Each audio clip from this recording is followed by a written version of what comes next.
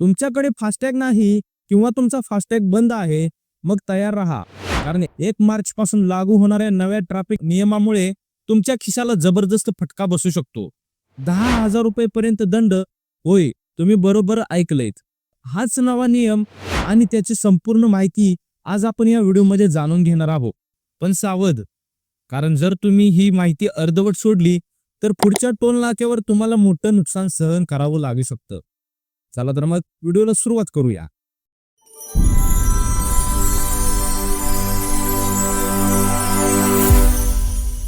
NPCI म्हणजेच national payment corporation of इंडियाने FASTag संदर्भात मोठा निर्णय घेतला आहे.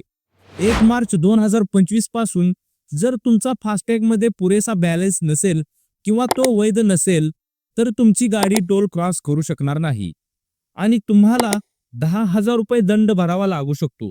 याचं मुख्य कारण म्हणजे सरकार फास्टॅग पेमेंट सिस्टम अजून कडक आणि पारदर्शक बनवत आहे. खरं तर हा नियम 4 चाकी आणि जड वाहनांसाठी अनिवार्य आहे, पण दुचालकांनाही याचा फटका बसू शकतो. काही महामार्ग आणि खासगी टोल रोडवर दुचाकींसाठी देखील फास्टॅग अनिवार्य केला जात आहे. त्यामुळे तुम्ही दुचाकीस्वार असाल तर हा नियम तुमच्यासाठी महत्त्वाचा ठरणार आहे. तर या मोठ्या दंडापासून वाचायचं असेल तर लगेचच या गोष्टी लक्षात ठेवा. त्या कोणत्या?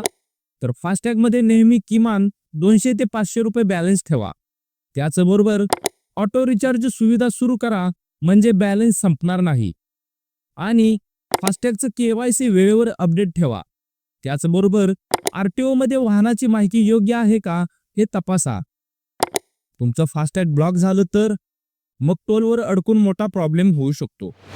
जर तुमचा फास्टॅग ब्लॉक झाला तर तुम्हाला 2 मार्ग आहेत. तर ते कोणते?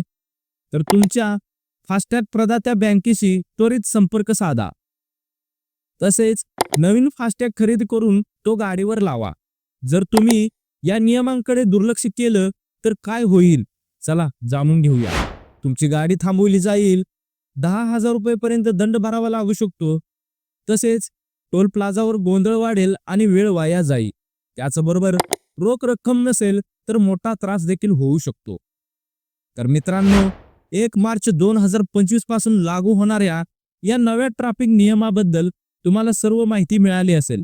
फास्टॅगमध्ये वेळेवर बॅलन्स भरणं आणि नियमांचं पालन करणं यामुळे तुम्ही मोठ्या दंडापासून वाचू शकता.